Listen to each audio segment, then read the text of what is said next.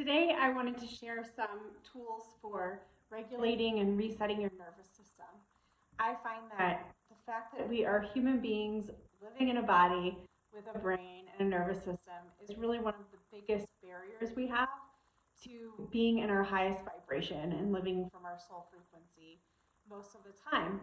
So, one thing you can do in order to be in your higher vibration most of the time is to track your nervous system with some awareness and some loving response to it. You don't have to live based on your nervous system. You can do some things to reset, or as I like to say, hack your nervous system from the bottom up using the body, using the breath.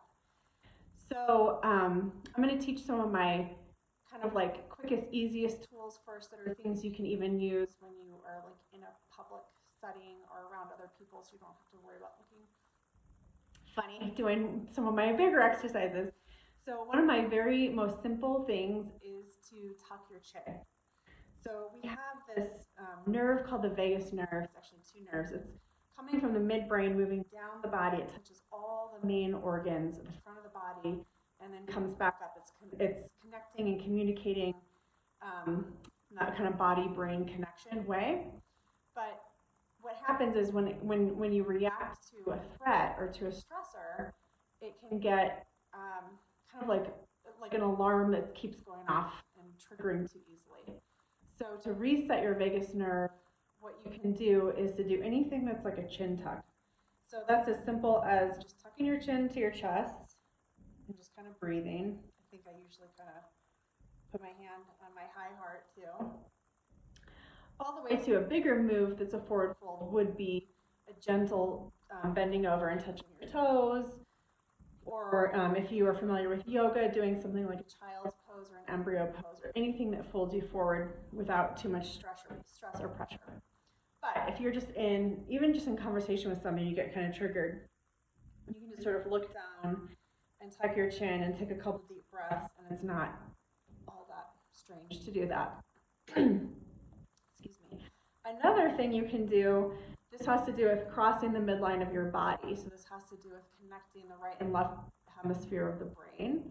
And this is a way to kind of settle and soothe your lower brain, your midbrain, your limbic system, the part that's going, there's a threat, there's something happening, the part that's creating the stress response.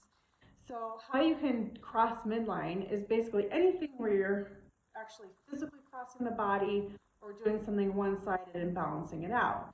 So my favorite quick tool for that is to do an ear pinch. So you use one hand because you want the hand to actually cross the midline of the body, and you just kind of gently pinch your earlobe.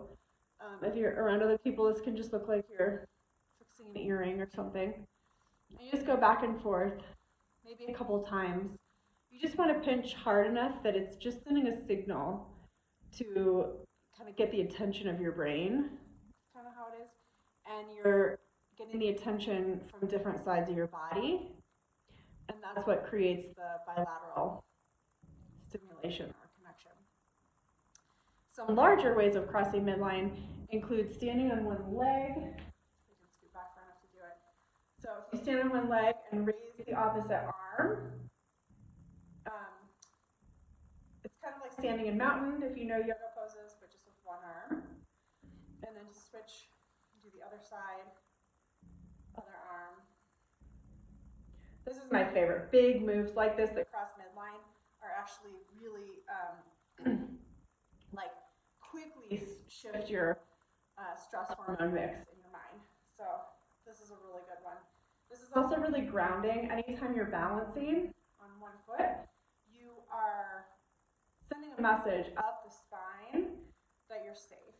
Because if you're balancing, you're not fighting a tiger, right? So if you're balancing, you're safe. And so it's also kind of grounding your energy field down.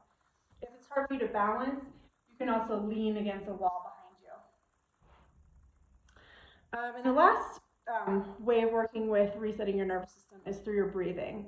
I personally like to do the physical moves first because I find that it's harder to kind of catch or force my breath if I'm already in an activated or stressed out state.